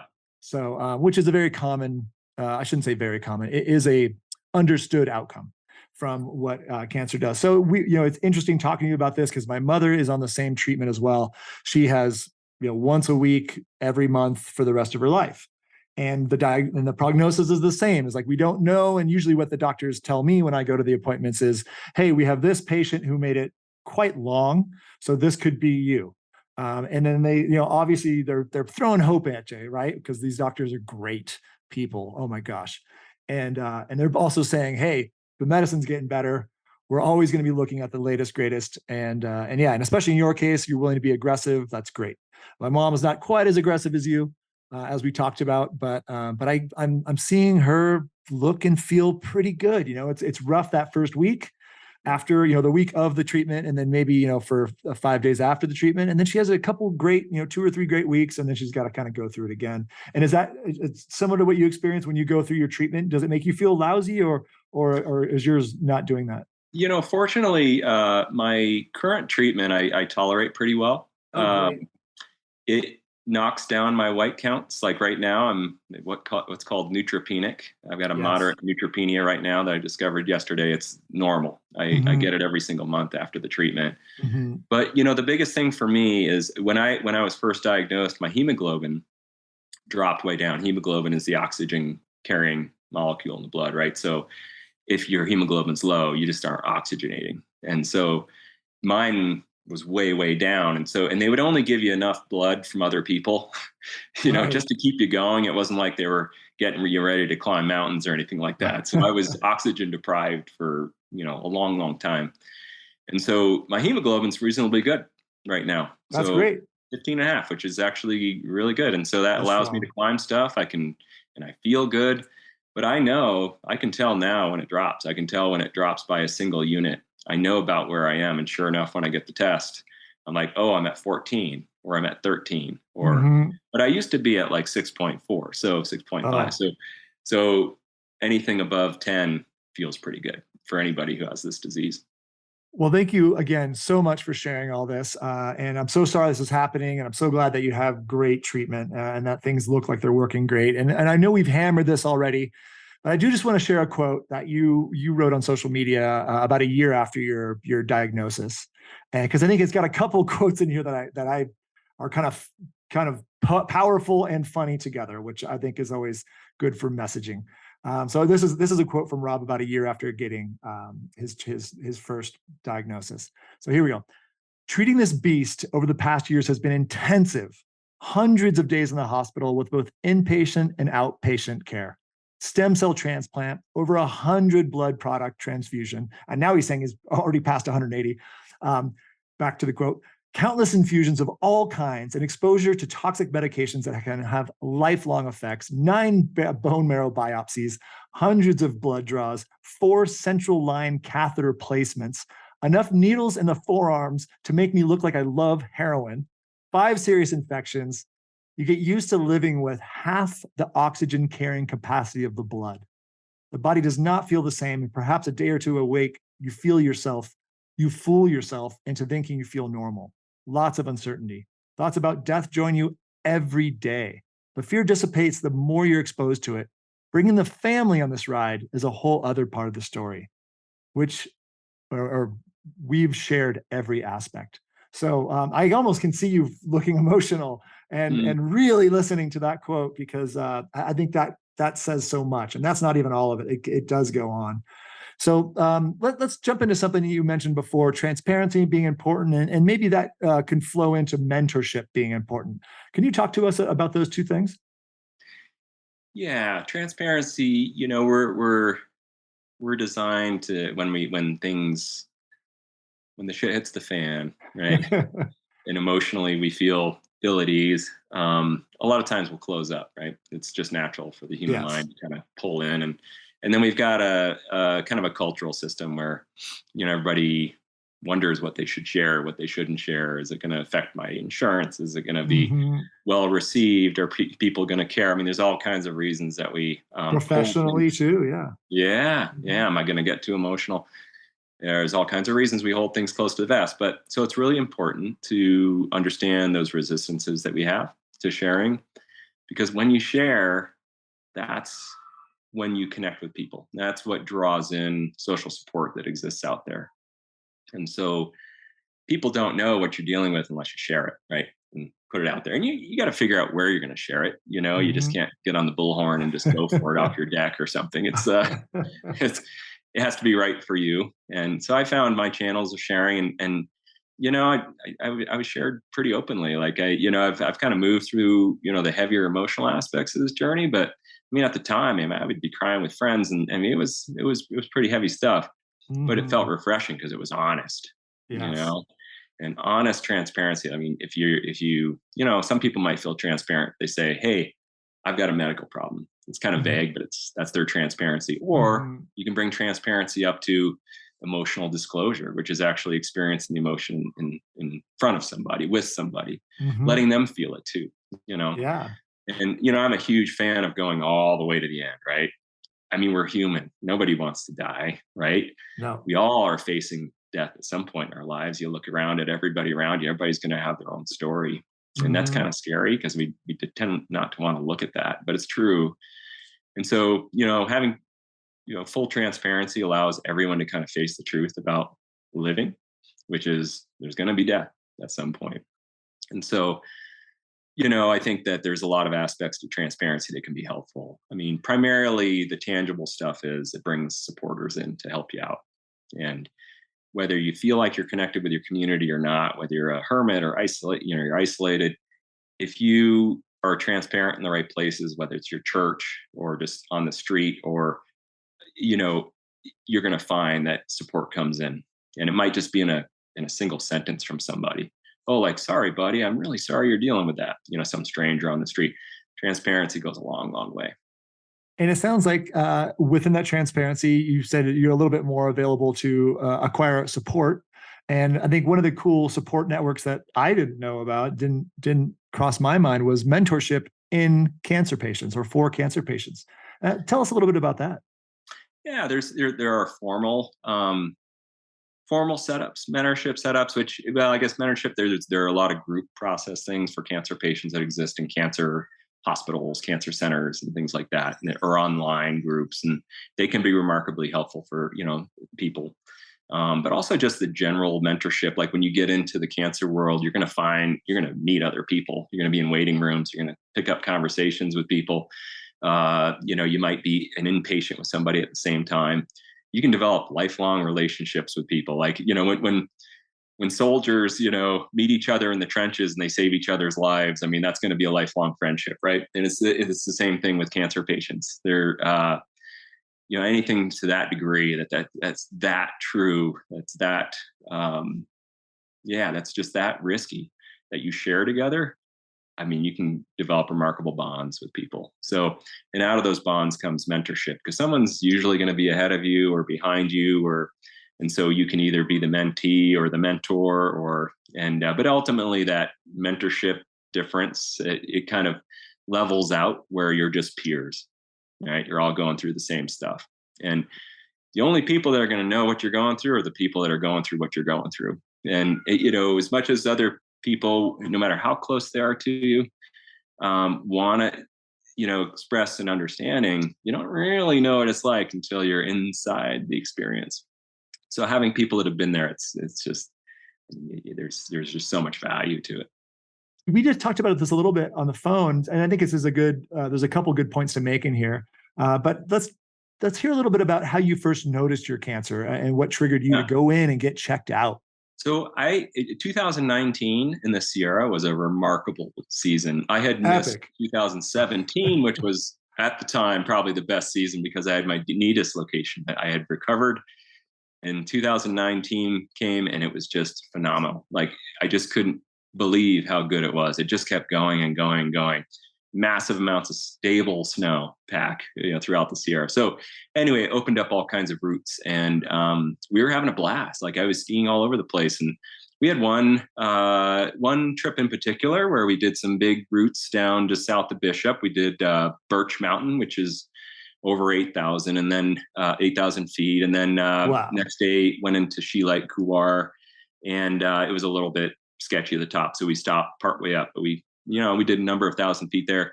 And then the final day did Mount Tom, because it was green light avalanche conditions. Like, it was but it was still like knee deep powder, like the classic, what I call Sierra toothpaste snow. It just gets denser the deeper you go, and it was just perfect. And so I got, thousands of feet of just knee deep powder on Mount Tom that then transitioned straight over to corn on the bottom half. So it was like this unbelievable. But anyway, on these climbs, I was a lot more tired than usual.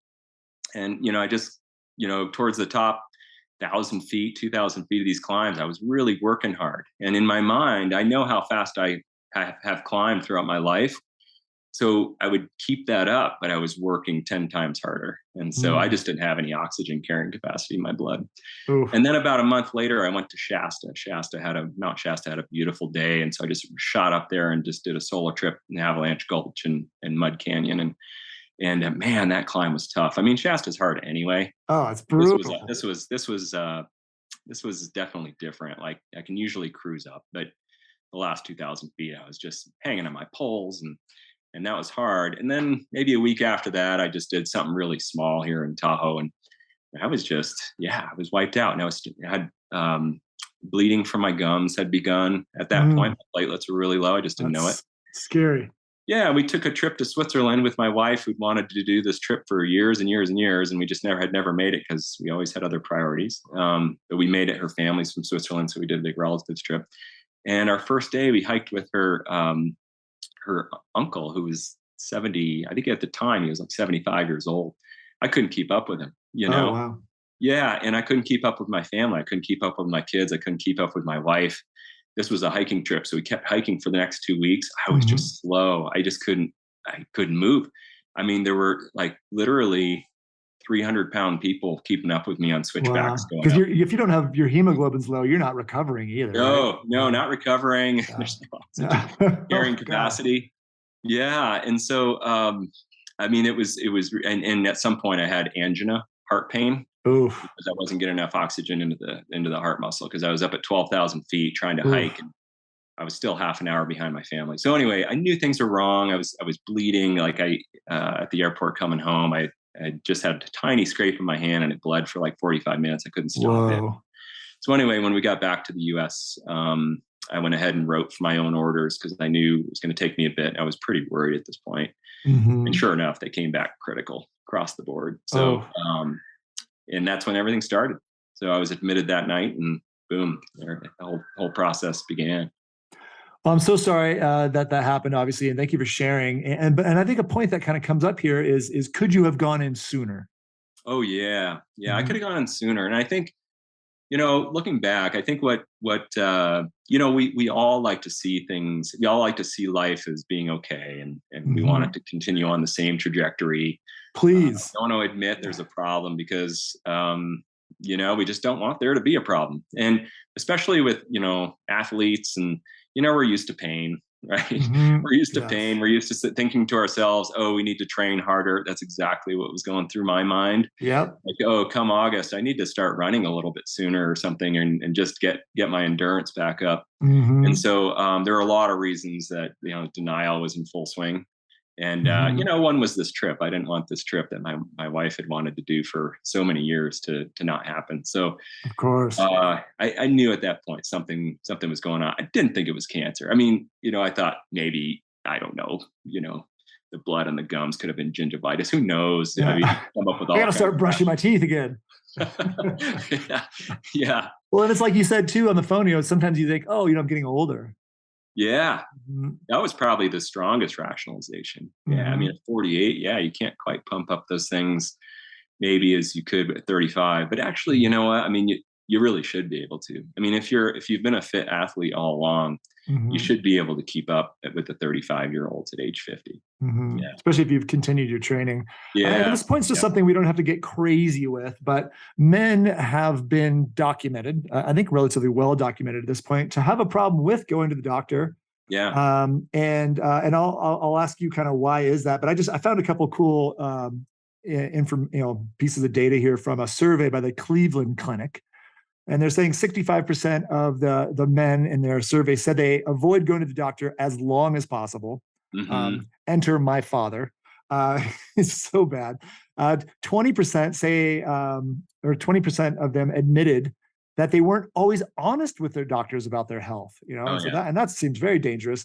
37% said they'd withheld information from their doctors in the past, specifically because they weren't ready to deal with a potential diagnosis that might result if they told the truth. So coming back to what you said, we want to continue our lives the way they are. We don't want to admit a problem. And why don't we want to? Because if we admit there's a problem, we're going to have to deal with it. And so why do you think men have this problem? And why should men get checked out more often? I'm not real well versed on that. I know that dynamic exists. And I would have to just kind of speculate on some of the elements there. There's probably just a lot of different elements. The standard contemporary male, what are there cultural influences upon us that we don't really see, we can't really spot, but we don't want to admit maybe weakness or something like that. There's certainly those aspects, and it's not that like internally just by ourselves alone we would come up with that, but there's also the cultural influences that impact us that quietly make decisions for us. There's a lot of fear. Certainly, that's probably subconscious fear, especially with heart stuff or things that could look like there are significant problems. Where most of us, when we get into our midlife, we do worry about death, right? We worry about existential issues, end of life stuff, and you usually aren't thinking about it so much in your 20s or 30s. But by the time you're 40 and 50, other people start getting stuff. It does get in there and start to affect you. It's not like you're thinking about it consciously, but it's there. So I don't know if I could place my finger on any one thing necessarily, but we know that it's there. And so I think if we're aware and that that it's you experienced it seems. Yeah, totally. And for my situation, I probably could name, the five or more different reasons that I didn't go in, earlier. Yeah. Mm-hmm. And it can depend on, what's happening in your life at the moment too. Mm-hmm. Your mind will just rationalize, why you don't need to. Mm-hmm. So. And you already touched on this, the risk that cancer patients take on, and the mental and physical and family strain that comes. And, I might be a unique person in that I have a lot of respect for cancer patients because of what my mother's been through. And because we've been doing this for quite a long time with her now, it's almost been 20 years now or so that she's been battling. And so, yeah, just kind of maybe just as a bullet point, and you can say one thing, but, when we talked on the phone last week, talked about, even Mount Everest, has like a 99% survival rate now, where, the average cancer patient has a 50% chance of surviving.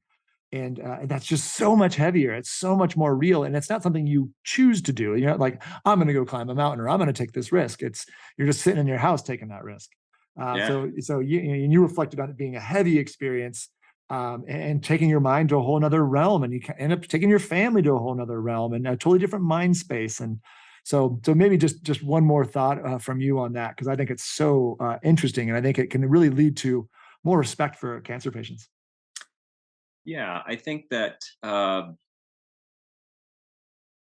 risk has profound impacts on us, and we might look at risk like someone who's diagnosed with a significant illness, maybe like glioblastoma or ALS or something like that. That it's just devastating, and it is. It is devastating. Oddly enough, AML, with respect to disability, Social Security, AML, ALS, and glioblastoma are the top three. If you have those, they fast track you. I was pretty surprised when I got that information. I'm like, holy cow, I'm in one of the top three diseases here. How awesome and not awesome is that? But anyway, wow. So, but risk has profound impacts on us in a lot of different ways, and certainly it's devastating. Getting a diagnosis, there's a lot of despair, there's a lot of grief. There's a lot of fears, a lot of anxiety, that comes with it. But there's, oddly enough, it enriches life in a lot of ways too. And I don't want to gloss over anything. I don't want to be one of these people that says, think positively when you literally can't think positively, or hold on to hope and literally you've lost it all. Because those cancer patients on a long course, they're going to lose their positive thinking. They're going to lose their ability to have hope. Even though everyone that's in the living world over here is saying, hey, come on, have some hope, right? The truth is you're going to lose it. But it's going to come. It's going to come and go, probably depending on how you feel physically and a lot of other factors. But you know what? We just don't know how well our minds take care of us until we're in situations like this. And so, over millions of years, even pre-Homo sapien, I mean, our minds were developing. We couldn't be a species that just, was so fractured by this idea of death that we couldn't still perform. I mean, we wouldn't have survived as a species. So I think part of the evolutionary drive, I'm convinced that there's an element of it that actually protects us, from the idea of death. So when you get diagnosed, it softens the blow. People from the side might look at it like, oh my God, I can't believe you're dealing with this. It's just overwhelming. But inside it's devastating, but at the same time, there's almost like there's this buffer in there, and it protects you from this idea of complete extinction. And so that's one thing that, I'd like to, just put out there, that all of us have it in there, right? It's got to be part of us as human beings. The human mind has an incredible capacity to protect us, and as you're saying, and adapt. It's nuts. Yeah. And you're flipping the script here, and so let's keep it flipped. Let's keep seeing the other side of this. Let's see the light side of the moon here, because I think there are some amazing benefits. You might know the surfer, a famous surfer in San Francisco, Doc Renneker. Yep. He's a famous big wave surfer. Is it Barbarian Days that he's covered in that book? And they talk about how Doc actually chose oncology, chose the study of cancer as a medical doctor, because he thinks, or his experience was, these cancer patients wake up sometimes. They have these awakenings, and they really appreciate life and they find all these amazing positive outcomes. And he was able to see that side of it, which I think shows how special he is. But as a cancer patient yourself, I think you're seeing that stuff. And, a small thing that I notice is my brother passed away when I was 19. I told you about this earlier, and he was 13, I was 19. And since then, I really don't sweat the small stuff as much. And so I'm curious, what are some of the benefits that you've found in your cancer, process? And might you sweat the small stuff less? Mm-hmm. I think our ability to not sweat the small stuff can be a dynamic, and I think it can change depending on how close we are to a real significant life threat or loss, or sometimes it can be imprinted for forever. Like for you, don't sweat the small stuff. Like it's probably there for you full time. I think so. I think for a lot of people, it's kind of comes and goes a little bit. So around the time of a diagnosis, like a significant cancer, all of a sudden, all the trivial things in life do look small. They look petty, right? You look at things that people do and you're like, why are you doing that? That just doesn't have any meaning or purpose. Or maybe even things that you worried about last week. Sure. And so you might depart from that, that mindset into this more connected, kind of deeply meaningful mindset of life and death. I mean, you're on that stage right now, right? But then as you drift out of that and time goes by, you might start to sweat the small stuff again a little bit. and I think just recognition of that dynamic is important for people, that once we hit a plateau, it's not like we just stay on the plateau. We're always changing. We're always moving. But I think there's value to, and everybody talks about it, you're only living if you're close to dying, right? Like it's in the adventure sports world, you hear that. Right. Like, what are you talking about? I'm not into that. There is some truth to it, right? So it does wake people up. I agree with Renneker on that. Like happened for me personally. And in particular, it wakes you up in terms of your relationships with people. And so, I was kind of curious through the process, is it going to connect me more with the environment, with the natural world? Certainly it did. It did for me, but it really ramped up my connection with, people who were close to me. And I'd love to hear more on how your perspective has changed and what's become more important, what's become less important. Yeah. Well, boy, talk about doing another whole podcast. And maybe, I have been piecing this together, all this stuff into a book, which I hope to get out maybe next year or something. But, and at that point, we could probably really go into depth about. And once you kind of give us a thought on this, I'd love to hear about the book. Yeah, certainly. Well, for me, I mean, as a psychiatrist, it's kind of interesting, going through the process. Part of what protected me through the process is my curiosity about what it's like to go through the process rather than just being inside of it and lost in it. Right. I was like, what are people experiencing while they're going through this? And it's like I've got front row seats, right? I'm right inside of it. So, the intellectualization piece, like kind of that intellectual curiosity, gave me something to kind of ground on through the process. And it was fascinating. Any kind of guideline must feel terrific in there. Yes. Yeah, definitely. And then to see it happen with other people. So since like the increase in connection with loved ones, or, that's kind of a standard. It's, when you're in a place of risk, that's when you say, I love you, you open up, all of a sudden you're sharing emotions with each other and those sorts of things. But to see, for me, I've had a lot of people with cancer approach me since my diagnosis, and they've since been diagnosed, and they come for advice or just a little consultation or just talking. And what I realize is that everyone's going through the same thing. Everybody goes through the same thing. And some of the things that I was inspecting and could see occurring within myself, boom, there it is in this person. Boom, there it is in this person. And not everybody, not 100%. I'm sure I would run into people where it's, humans are diverse. So, but most people do. So, and they might have thoughts and feelings and stuff that they keep close to the vest. They just don't want to share with people. But again, I'm a huge fan of transparency. Put them out there. Our brains go to wild places when we're at risk. And that might be part of what you're going to accomplish with this book. Can you tell us a little bit about the book that you're working on? Yeah. I can't put the title out there yet, but it's really about, I'm I'm someone who understands psychology, as a psychiatrist. So it delves into the kind of the inner psychological experience, takes my personal story, as a memoir, and kind of combines it with kind of softly embedded prescriptive advice about how to tolerate really difficult situations, and kind of discussing things that, I've heard a lot of other patients talk about and that I experience too, but you just don't see out there kind of in the public literature or in the media so much, but very common themes. And my goal is for people to say, hey, this guy gets me, this guy gets me. And, with some advice along the way to kind of help people through the process. That's basically the goal of it.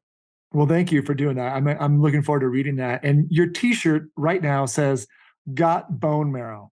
Tell us what that means. So when I was in Houston for my first stem cell transplant, my sister-in-law, Christine, my wife's sister, she created these shirts. And this one was a hit. So I'd wear it into the hospital. That's great. At the lab draw stations. All the nurses loved it. Got bone marrow because I was in a stem cell specific clinic. So the one that says "I love chemo" at the I heart. Oh man, that one didn't go over so well. No, because nobody does. I tried it out, and I walked into a big waiting room full of people waiting to get their blood drawn, and the looks weren't so great. Yeah, but with this one, people like it. So yeah. I like, and maybe part of the messaging is folks like you might need bone marrow from healthy people. Yes. And so a part of the message might be to, hey, if you are available to give this kind of donation, we would appreciate it. Yes. And I'll add to that. So there's an organization that I didn't know existed before this all happened, but it's called Be the Match. Okay. And they're an organization that will link donors to potentially to their recipients. And it is an easy process. In life, we have these tick lists, especially for skiers and athletes, right? You want to climb that mountain, and you want to climb this mountain. You want to ski that line and this line. If you want to save somebody's life and you want that to be part of your life story, then go to bethematch.org and have them send you a little box. And all you do is just swipe your cheek, put it in the box, send it back to them. And then you become part of their registry. And at some point, they might call you and say, hey, we've got somebody that you matched with, and you could save their life by literally donating bone marrow. So donating bone marrow is not the old style where they dig into your pelvis bone and do this really painful procedure. All they do is they put an IV in you, and they take out some blood, and they skim off the stem cells, and then they put the blood back into you, but they take your stem cells and they give it to your recipient. Oh, okay. Well, that's great. Because you always heard about these, really difficult processes of having your bone digged into or aspirated. Yep. And now it's just a blood draw. It's a blood draw, and preceding the blood draw for a couple of days before, maybe 2 or 3 days before, they do this shot called Neupogen, which really kicks up your white cell count, so that they have a lot when they draw it out. Yeah, so, my mom gets those shots. Does she? Yeah, yeah, exactly. So she knows what it's like. Neupogen, it's compared to what I've been on, Neupogen is probably one of the easiest things ever. You don't really feel it. I mean, you might feel a little bit, but not much. But anyway, if you want to save a life, I don't know any other easier way to do it than to be a stem cell donor. And to go to your deathbed saying, hey, I saved someone's life, that's pretty cool. That's very cool. And I mean, I think we all want to wear that badge of I saved somebody's life. And what a simple, easy, effective way to do so for somebody that could really use it. So we'll make sure that's in all of our messaging around this podcast as well, bethematch.org. That's great. Yes, I agree. So let's jump to young people, because this is something that you have been really passionate about too. When we were talking earlier in the podcast about somewhere in the 90s, early 2000s, a lot of risk was being taken. You have described it as ultra risk in your TED Talk. That's on YouTube. I recommend it. And ultra risk led to a lot of deaths in Lake Tahoe for a while there. And you felt pretty strongly. You had a message. And so I'm just curious, tell us a little bit more about your messaging for young people around staying safe in these higher risk activities like skiing and snowboarding. Yeah, I think if you distill it all down, we like to think that we're in charge of ourselves, which, to a large degree we are. But there are a lot of other forces out there at work that impact our decision making.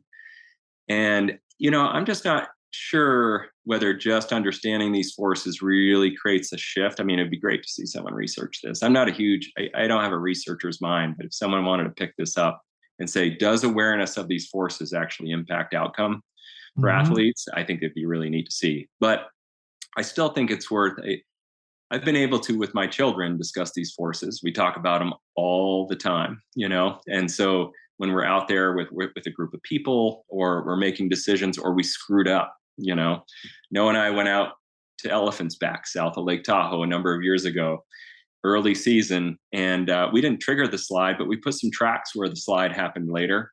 Ooh. And I was like, what were we thinking? So there was a lot of impact. I mean, we had a group behind us. We knew that they were going to go get the best snow, and of course, we wanted to get the best snow. And so you're jockeying for position to get that first turn. So there were a lot of different things, heuristic factors coming into play. But anyway, I think the main messages for young people is that there's this whole world of influences upon us that we don't really know exist. And when we're skiing and making decisions, we don't really tune into them, because they're just hitting the subconscious parts of our minds. And that's broad. It can go from the relationship that you have with the people that you're with. It can be the fact that you're, getting video on your GoPro, and you're going to post it, so the entire world's going to see it. How's that going to impact your decision making? It could be the fact that a guy or a girl joined your group that you find attractive, and all of a sudden, you're putting up your peacock feathers, right? Like, yeah, I'm tough here. Anyway, there's a lot of different things for sure, but so I think for kids to know that is important, and I think down the line, I'd like to kind of tap back into that whole aspect. Yeah, because you had a company called Sportgevity, and that was essentially their messaging. And I don't know if you had to boil down the messaging to sort of a couple sentences. What would you say that is your message from Sportgevity? Well, there are different ways to approach a sport. One is in right now. What am I going to do right now? Up on the fingers at Palisades Tahoe, or what am I going to do in the chimney at Palisades Tahoe? It's awesome. It feels good. People are going to cheer. I'm going to feel awesome from that, right? What we struggle to do is look 2 decades, 3 decades, 5 decades into the future. And, I think the message with Sportgevity is that our sports are awesome across the entire lifespan. And so if you can be doing what you love to do at 85, 90 years old, like still skiing, like that's an achievement, right? Yes. To me, if you can get to that point, and that to me defines expertise, right? You've made decisions to get there. And it's not that you're giving up what you have right now, but you have to be aware of this reward system that we have that drives us towards the acute, immediate gratification stuff, and start to look at delayed gratification stuff. So Klaus Obermeyer is a great example. We interviewed him kind of early on for this project, and it was incredible to hear. Like, I just thought he was this, older, awesome guy, and it just happened to make it but he'd been making decisions his whole life to get there. Right. From the Tai Chi that he'd be doing every single day, or going to the pool to swim, staying involved with his business, keeping his mind sharp. And so those were conscious decisions he made. It wasn't a passive experience. No, not by any means. And I had no idea until he just, in his smiling way, was telling us all about it. Nice. So, yeah. That's really cool. I think it's a really interesting approach to risk. And again, Robb has a TED Talk. It was done in Tahoe City. And I got some interesting psychology for you that is really basic. But I watched that, and I'm 44 now, and I don't do what I used to do, and my knee's been a little weird, and so I'm not jumping and flipping and doing some of the things I used to do, and sometimes I feel bad about that. Yeah. And I feel I'm on social media, and I feel like, wow, I'm just being left behind. I'm irrelevant. People are so much better than me. They're so much cooler than me. And I usually don't go into that mindset, but it happens, and it happens often enough. And watching your TED Talk made me feel good. It made me feel like, what, I think I am making good decisions because I'm thinking forward, and I don't need to do that stuff anymore. And, fortunately I did get to do some of it, and it's okay to be mellower now and cruise. And I know where I'm at now at 44, it's like, gosh, I really want to be skiing well in my 50s. I think the 50s could be a really cool decade of, I think for me, it'd be a lot of backcountry skiing and mellower skiing, keeping my skis on the ground, but exploring some new places. And there's a whole world out there that I haven't skied yet. And yeah, so just basic, simple psychology that's probably mostly wrapped up in my personal ego, but I thought it was really cool. It made me feel good. I watched it and I thought, I think this is good for me, and this is totally appropriate and okay, and I'm happy with it. Oh, that's great. I'm glad you had that response to it. Yeah, so thank you Yeah. for that. And I often coach myself in this way already. Like, no, these are good decisions. It's okay. But it is always cool to hear it from a professional. Yeah, certainly. Yeah. And I think what you're alluding to there is that, throughout life, we go through all of these transitions, right? Life's not a straight line. And how we define ourselves at age 30, 32, 35 is different than how we define ourselves at age 55 or 60. And we have to be ready for just a bunch of different transitions. And each transition requires a little bit of grief, losing the plane that we were just on to go to the next one. And so that transition time, that little curve to the next part, it's not an easy time. It requires grief to let go, right? That's interesting. Yeah. And grief makes a lot of sense. Yeah, and probably what I was just reflecting right now, right? Yeah, exactly. I mean, that's what I was hearing as you were talking. I was hearing kind of grieving the loss of an identity, that you wanted to hold on to. But, those people who are most relevant right now, and I used to talk about relevance too. For me, I was like, how can I maintain relevance? And it was important to me partly because I wanted to, tie it to some sort of messaging of some other thing, whether it's environmental conservation or sport safety or whatever. But relevance becomes an identity, right? And so to let go of that, that's a tough thing to do. But you mentioned environmental protection, and I want to hit that next. So you've been very involved with protecting the environment, and I think a lot of your focus may have been on the Lake Tahoe area, and you're involved with Sierra Watch, an environmental organization. So tell us a little bit about what you do and what it means to you. Yeah, I think the reason I would be involved or have been involved in environmental protection stuff is because I recognize the complexity of nature, and I recognize how important that is for us as athletes.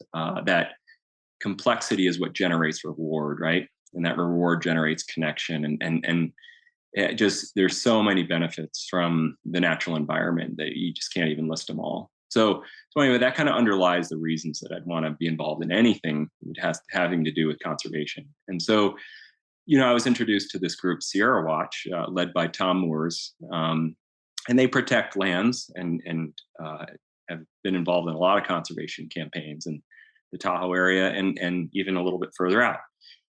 They do a remarkable job. It's a remarkably complex nonprofit that, while it might look on the surface is just about keep Tahoe Truckee true, like the grassroots kind of campaign, or back in the day it was keep Squaw true.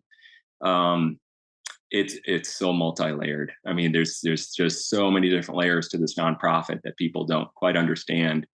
To go up against a multi-billion-dollar company that wants to really overdevelop your area requires a lot of intelligence and a lot of persistence. Oh yeah, lawyers and all of it. Yeah, and like this last summer, Sierra Watch, it won an appeals case at the appellate court level of California, where up against Alterra, which I'm sure with some of these big multi-billion-dollar companies, they don't lose a lot with these cases, but they did in this case, and it was because Sierra Watch came together and pieced it together and won this case. And it took a while, right? How many years? Oh yeah. I mean, I think KSL purchased, the original company purchased Squaw around 2011. I think. 2010. Yeah. So really 2010. So it was about a 10-year process, and it was intensive. I mean, it was intensive.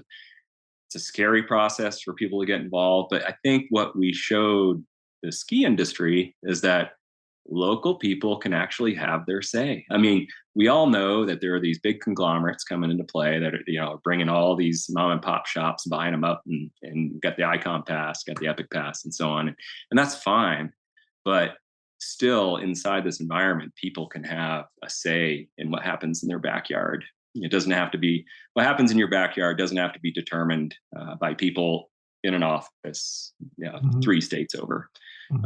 Or by people whose retirement funds are based on this this investment company, it can actually, you can determine what happens in your backyard. And I think Sierra Watch enabled our community. Sierra Watch is really a community advocate, and it enabled our community to come forth and show that that is possible. And it did that. Again, we're going to face it again because they're coming back with another proposal that looks a little bit, off the wall, and they're going to try to steamroll it. A lot of money, just pour it in, see what happens. So our community is going to have to rise again, and we're going to, we're going to, and we just hope that the truth wins out. And we just want this place to be. We want to preserve the value of this place and why we're all here. We want to go towards connection with environment versus disconnection, and so that's the primary driver. I know you put a lot of time and energy into this effort, and so thank you for that. And thank you to Sierra Watch and everybody. I think making sure all sides are heard is always really important. Yes. So yeah. Fantastic. So we've gone through some heavy stuff here: cancer, the environment, everything. We're going to end it on a couple of light notes. So I just wanted to touch on your brother Scott. He's a fantastic skier. Also, he films and edits all the Matchstick production ski movies. What was it like growing up with Scott? So we got three brothers. My oldest brother Steve, and then there's Scott, and then me. I was the runt. You're the baby. I was the baby. In some ways that was beneficial. In some ways it wasn't. Scott has been just a remarkable brother.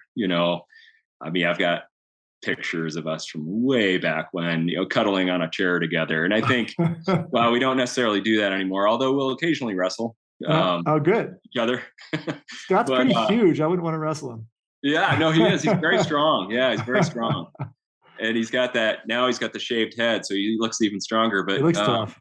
But yeah, Scott's tough Homer Simpson. He's probably gonna hate me for saying this, but he is the sweetest guy. Like he's super sensitive, and I think his presence online might make him look a little more brutish because he's super honest, right? Right. He's just, his morals and his ethics, like he just holds them to such high regard that he can't tolerate anything off that level. And so if he sees something online, he's gonna put it out there. And some people might see it in their own way, it might rub them the wrong way or whatever, but he's always going to be honest, and he's always going to stand up for. There have been even certain things that I can't even remember what they are, but I suggested, hey Scott, why don't we do this? Or he's like, no, that just doesn't sit right with me. It's just not right. And so, anyway, yeah, he's a sweetheart. He puts his sensitivity into his creativity, which goes into his movies, which goes into all the projects that he's done. He's wants to stand up for the underdog. Yeah. So anyway, that's Scott.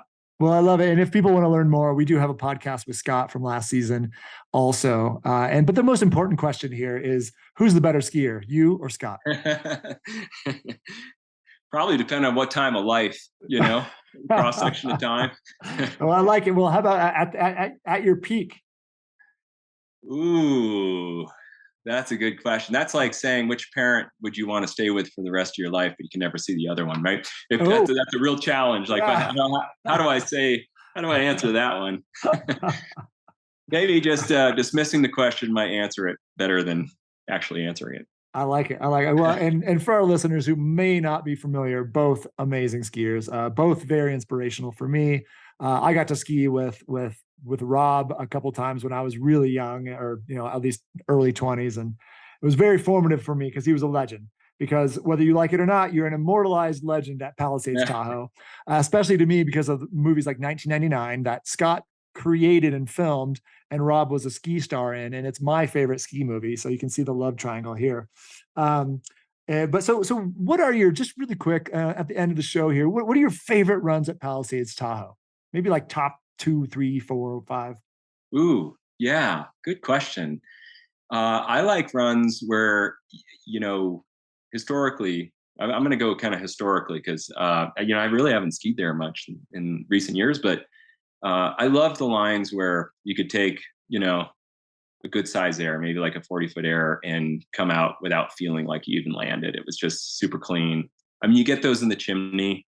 Center line and the chimney is one of those. It looks super rowdy, but when you do it cleanly and you land right up over your feet, you're like, wow, that was easy, right? Yeah. And then Smooth Air is always awesome on Oh. Grand Chief Peak. That's amazing. I used to love the Glen Plake Air that we called Glen Plake Air. It's off a mainline pocket. You have to kind of come down the cornice and take a hard left and then just shoot off the cornice and air over everything. And it's a super steep, probably 50-degree landing. So that's perfect too. I would say that was probably my favorite for 2 decades. Yeah. Great And then there's the Eagle's Nest, what they call McConkey's now. And I mean, that is a remarkable one, but it's scary. It's scary. So, oh God. so I can't call it my favorite because we're always kind of pinned. But when you do it right and you get done, you're like, oh, that wasn't that bad, But that first, go south. to committing to the Eagle's Nest at McConkey's it's committing. Once you're in, it's not like you're gonna be able to scratch your way back out or sidestep out. It's so steep that once you're in, you're going to the whole journey. Yes, that's true. And what do you think? What might be the scariest or gnarliest or spiciest line that you've skied at Palisades Tahoe? Let's see. At Palisades. Oh, well, there was one year it shaped up on the left side of the Eagle's Nest. So skiers left. When you look up there, you go up there, there's the usual route right down the center. And then if you go 20 feet to the left, it just looks almost vertical, right? So it's this really steep kind of entrance, and it doesn't usually look skiable. And with the middle one is center line, and then what is that left one called? I forget. It's in your book. I forget too. Yeah, it's in the book. Yeah, it's in the book. Anyway, it's called High Line. I think it's called High Line. High Line, yes, yeah. So anyway, off a High Line, it was kind of this. You had to kind of. I don't know what the degrees was, but it was very, very steep to the point where you could just barely hold an edge and get down to a rock point down there. And so you kind of slide in, get to the rock, and then you have to do about a 20-foot kind of airplane turn onto the main face, which is steep in itself. And that one was definitely spooky. And when I did the airplane turn, I hit the face, and my shoulder, because it's steep, so the shoulder got hit, and it just sent me into a big Lincoln loop. And so I ended up doing this big spinning Lincoln loop off the bottom cliff, and oddly enough, landed on my feet and skied away, almost like it looked like it was on purpose. Whoa. Do you know what year was that? It has to be a big year to even look at that. It was gosh, I can't remember. It was probably in the mid 2000s. Yeah, it's probably 06 was a fat year. Yeah. And sometimes with Eagle's Nest, it's interesting because you can have a low snow year, but it just stacks, Right, if it's wet. Yeah. And I remember that year, like the bottom cliff was still, it's probably still 20 feet or something. So it wasn't like one of those years where it's gone. But that was pretty awesome. And what was funny about it is everybody on the chair was like cheering like it was on purpose. Yeah. So. I love it. I know you'd skied it because of the book, but I didn't know that it went that way. And I think Kevin O'Meara may have skied it also with turns. You're correct. Yeah. And there's some people, I straight lined it once in 2011, but it was so filled in. It was easier, right? Like I didn't have the skill or courage to make turns on it. So for our listeners, this line is standing on top of this thing. It feels like you're standing on top of the Empire State's Building. It feels that steep. It's like, oh God. And Kevin O'Meara down. So when Kevin O'Meara lays tracks down, you don't generally want to follow. The skill set of that guy is pretty impressive. No, I just always remember, occasionally skiing with Kevin and usually do like a run with him and then somehow lose him. Because I'd be like, oh, I don't know. He'd be like, hey, where'd you go, man? Yesterday, I was like, oh, I don't know. I think I went the wrong way. But I'd like often lose him on purpose. I just couldn't hang, man. I mean, this is the guy that was doing all those tricks, and then he'd go in the park and do bio nines and ski anything. Just a legend in my mind. Yeah. Nice. Let's just touch really quick on climate change. So I know that climate change is probably something that you've seen evidence of in your life. What might you have seen in your life with climate change? One thing we've seen around Tahoe is it seems like avalanche risk has shifted a bit. And I don't know if that's just my bias of looking at it and thinking, it must be a factor. But it seems like avalanche risk has climbed a little bit over the years with just more complex layers. Beyond that, I think in terms of snow quantity, especially in the Southern Sierra, I mean, there are years like last year when you couldn't even ski south of Bishop. It was just, there was just nothing to ski on, whatsoever. Whereas 40 years ago, Glenn Poulsen is a good friend of mine. He's probably skied more in the Eastern Sierra than anybody throughout his entire lifetime. And he's seen that change. Oh yeah. But they used to ski this stuff all the time. That's now kind of bone dry. So yeah, I mean, there's certainly an impact. Rain levels have seemed to climb, although there's always been rain events here. But when you see them at 13,000 feet in the Eastern Sierra with massive slurry like avalanche debris, you're like, okay. And you see the fracture line up at 13,000 feet. I think that's new. Yeah. Well, thank you for sharing that. I always like to hear different people's perspectives from their region, and especially some of us who are, 40 years old and older. It's really interesting to hear that.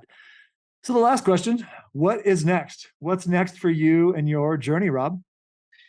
Well, I'm eager to see what happens with this cancer journey, and particularly how I can benefit other people just by having been in the experience, and I'm trying to understand the experience from the inside and identifying with cancer patients in a way that maybe they struggle to identify with other people on. And so that, along with skiing, I mean, we're never going to pull skiing out of my life. We're never going to pull the outdoors out of my life. Like, that's just a constant all the way through. But this cancer stuff's obviously a new thing. So I hope with this book that comes out next year, and, I hope combining that with, the outdoor experience, I hope it, inspires some people. Well, we're looking forward to the book. And yeah, very much looking forward to the book, and looking forward to learning more about your journey. And yeah, we wish you the best, obviously, Robb. So we'll keep checking in, and I'll bug you this winter, man. I'm not in Tahoe a ton, but I'd love to go backcountry skiing with you. Yeah.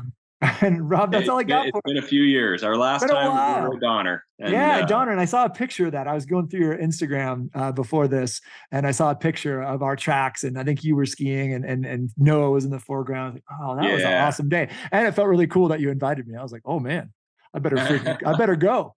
I felt the same in return. So well, thanks, that was awesome. I appreciate it. Well, Robb, that's all I got for you, man. Any other thoughts you want to share here at the end of the show? Yeah, good question. I think I'd like to back it up with the Be the Match thing. Boy, yes. Go save someone's life. Go save someone's life. Save someone's life, bethematch.org. Cool. Robb, thank you so much. Right. I really appreciate you being here. It was great talking to you. Have a great rest of the day. All right, Miles. You too. Thank you so much for listening to the SnowBrains podcast. If you liked this podcast, please share with your friends and family, and please subscribe.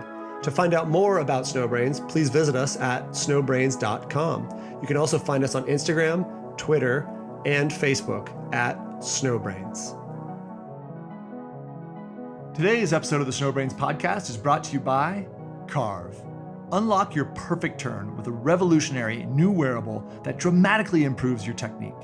With Olympic-level data, Carve fits in any ski boot, analyzes your skiing, and tells you which skills to practice to improve with real-time audio feedback developed by world-class coaches.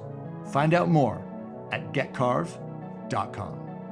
Today's episode of the SnowBrains podcast is brought to you by Gunnison Crested Butte. If you're a die-hard skier, you've probably heard of Crested Butte, Colorado.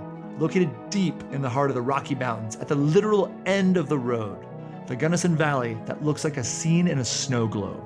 The extreme terrain of Crested Butte Mountain Resort has been the stuff of legend for decades. But don't take our word for it. Come ski it for yourself. Learn more at GunnisonCrestedButte.com.